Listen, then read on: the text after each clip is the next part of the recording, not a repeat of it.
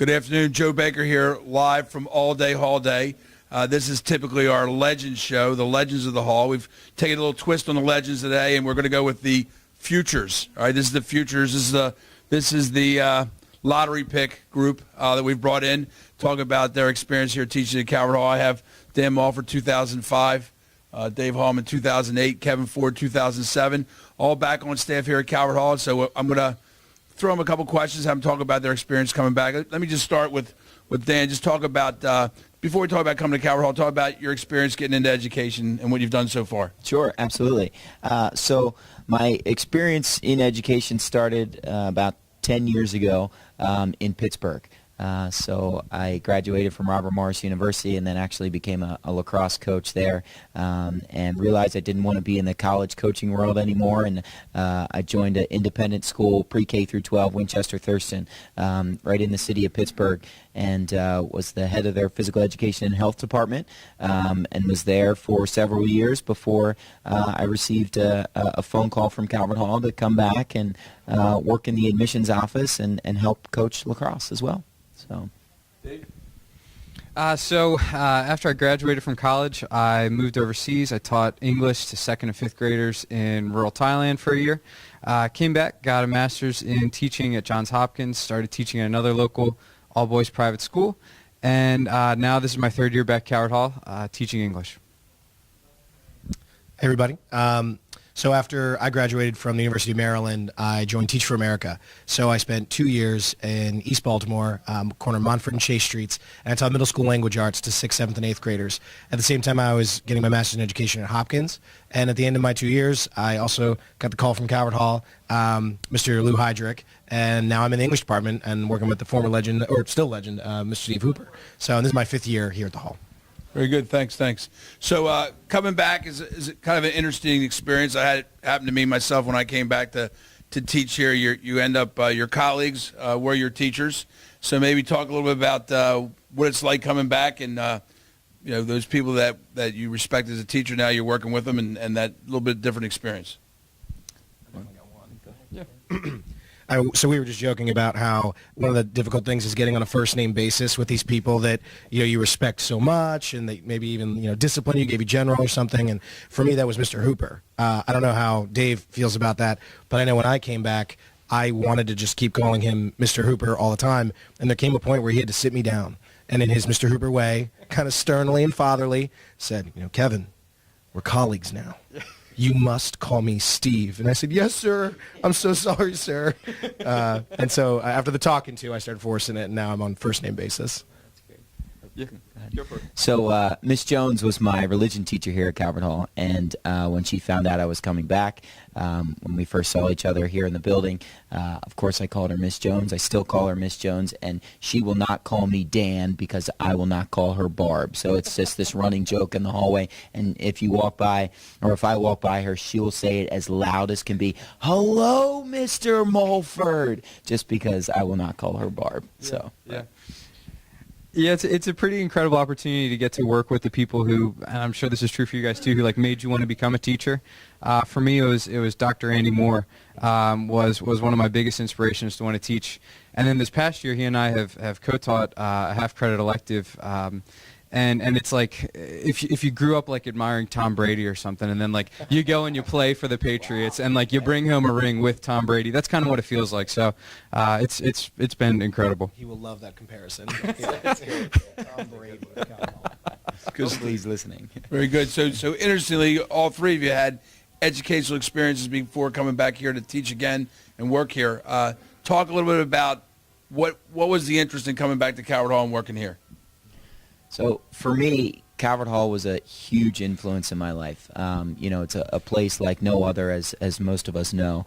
It's a real world experience, and in today's day and age, I don't think you get that everywhere. There's a lot of different places around the world that are just cookie cutter type places, and Calvert Hall, you walk in the building, it's like walking down the street. And you get that experience and that feel here at school, and I wanted to get back to a place that gave me so much. So, yeah, just echoing that, keeping the same theme of this is why I wanted to become a teacher to begin with, to be able to come back here and to serve and work with guys who remind me of my younger self.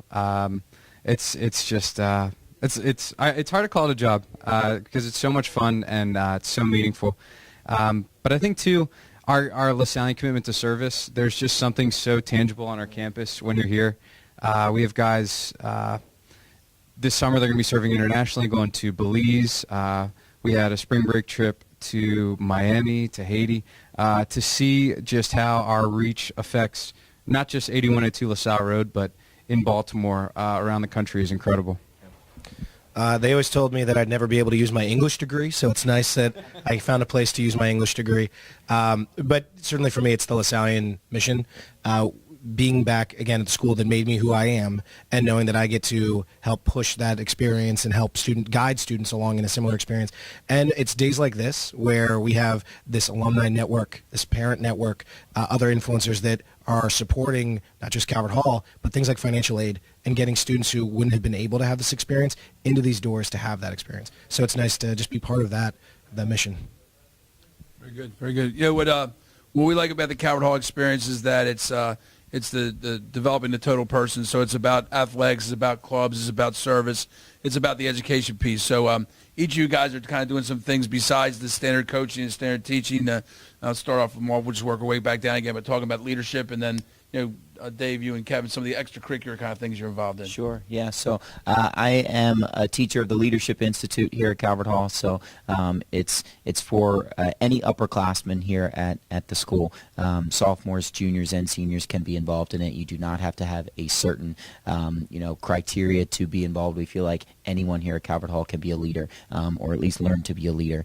And so I teach the junior and senior courses here at school, and we make lots of different connections with different alumni throughout the area, but most importantly, learn how to be a leader, not only in the classroom, but outside in our community as well. So that takes up, a lot of my time. I also am you say you want us to talk about sports as well, Mr. Baker? Okay, yeah. So I coach lacrosse as well. I'm an assistant lacrosse coach for the varsity team. A little plug, we're playing in the semifinals on Tuesday night at Towson, so hope to see you guys there. But our guys are doing well there, and that's something that I'm passionate about as well, being an alumni of the lacrosse program. Played for Coach Kelly, who is still the coach here as well. So. Yeah, we'll be cheering for you guys to repeat as champs. So let's see. So I'm actually just fresh back about an hour ago. We have a new club this year, the Outdoors Club, and we went on a camping trip to Patapsco Valley State Park. We were just camping outside Catonsville, and we did a kayaking trip this year. We did a Harper's Ferry hiking trip. And it's just been a really great opportunity. It's kind of funny. It started in a conversation of transcendentalist literature in junior American lit, and now we get to go out and last night we're grilling out, cooking burgers and going on hikes and telling stories around the campfire.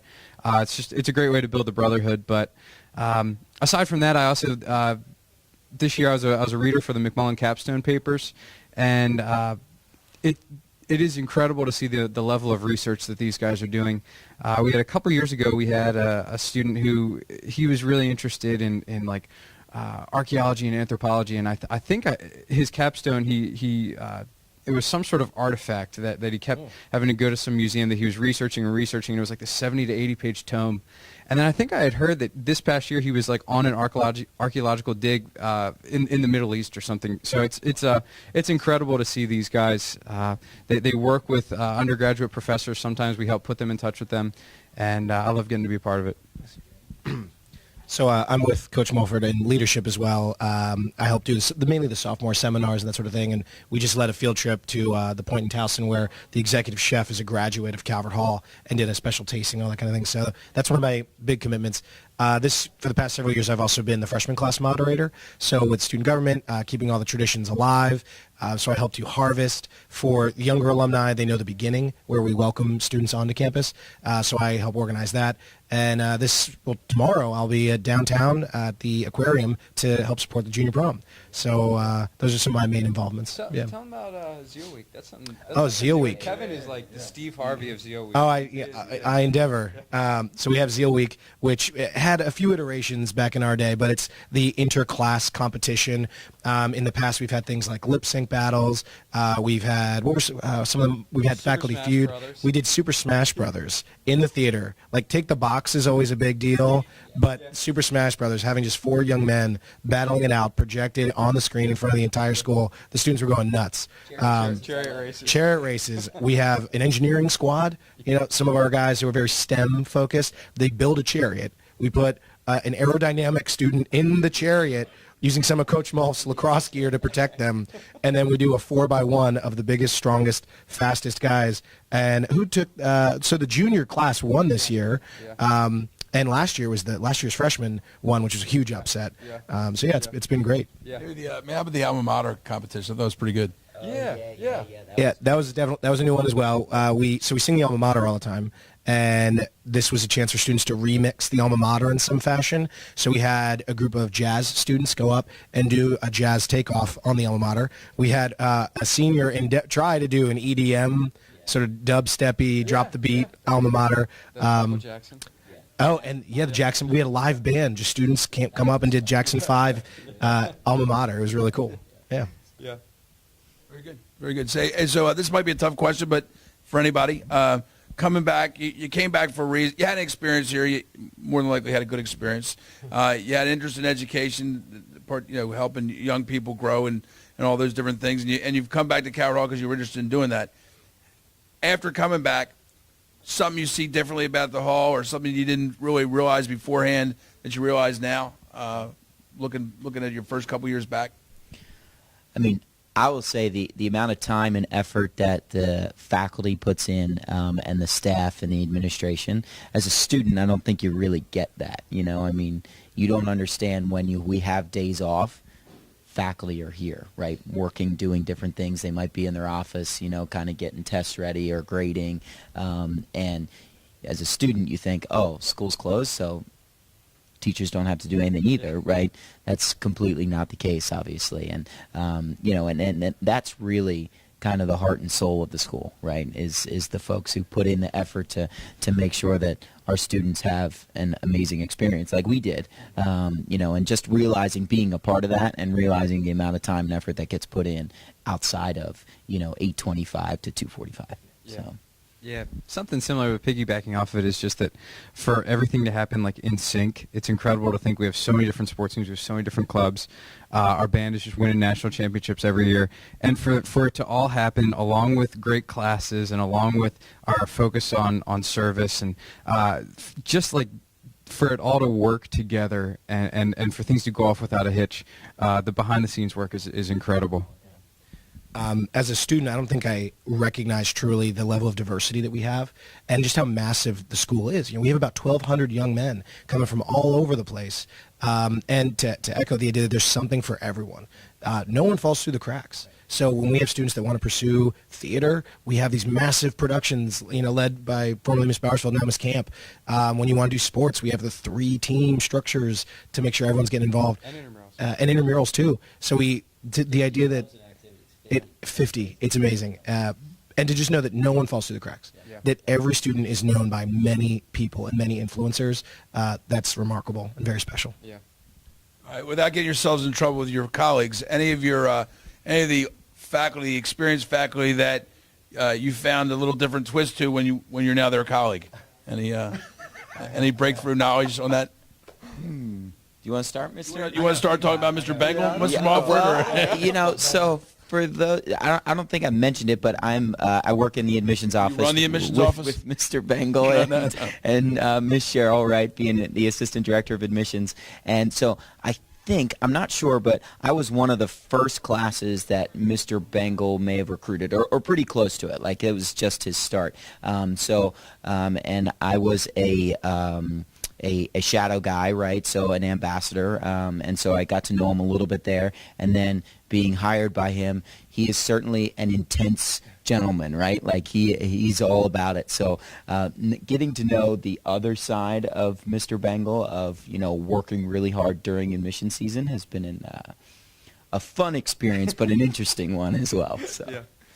We might have a similar answer. I'm thinking like Mr. Hooper, Kevin and I were both editors on the newspaper, and working with him in that capacity, it's like you're terrified to have any sort of like proofreading mistakes with your articles, and you always just want to make sure that you have it done as best as you possibly can. And it's like you come back to work for the guy, and he is an absolute machine. I mean, he's ridden his bike to school every day for 30 years, he teaches more writing better than anyone else. My brother had him as a teacher, and he says, everything I learned about writing, I learned from Mr. Hooper. And like when you find yourself, Kevin and I sit on either side of him, and you're working alongside this like titan of the school, you're like, oh my gosh, how can I possibly live up? And I like early on, I had this kind of like fear of like, I got to be good enough. But then when you get to know him more, he is like, yes, he is incredible at all the work he does, but he's also just the most personable human guy. You can sit and just have a conversation with him, and like in that time, you're the only person in the world, and he cares deeply about everyone he works with. Mine allows me to reference our recent professional development opportunity. So to help build rapport and connection among the faculty, we did an escape room, and I had the honor and privilege of being matched. We got out, and I got matched with a gentleman who used to terrify me as a student. Never actually had him in class, but Brother Charles Philberg scared the goodness out of me. And then in this PD, we literally began blindfolded. So me and Brother Charles blindfolded and handcuffed onto the whatever we were. I know. And Brother Charles was hilarious. He, we worked together to be uncuffed from each other, and it fundamentally, one of the things I love about Brother Charles is that he was game. He got involved. We had a great time. We're laughing, and now I actually teach briefly in his classroom, in the German classroom, in English class, in the German classroom, and he always waits with my students. He lets them in, gets them seated and everything else. And when he sees me coming down the hallway, he always just goes, "Oh, Mr. Ford, how are you today? It's so good to see you." And I'm going to go have lunch. And it's just cool to see the human side of this legendary brother. Yep. That's great. It's great.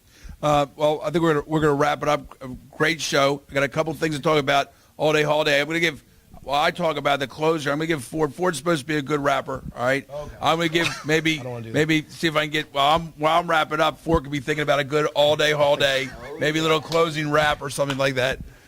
We are talking about all day, 24 hours of giving at Calvert Hall. Something special this year. It means something to these guys. The Lord Calvert Cup. It's a pretty. It's cost a lot of money to get this, and it's for classes 2003, 2017. The class that gives the most donors, has the most donors in the 24-hour period, will earn the prestigious Lord Calvert Cup.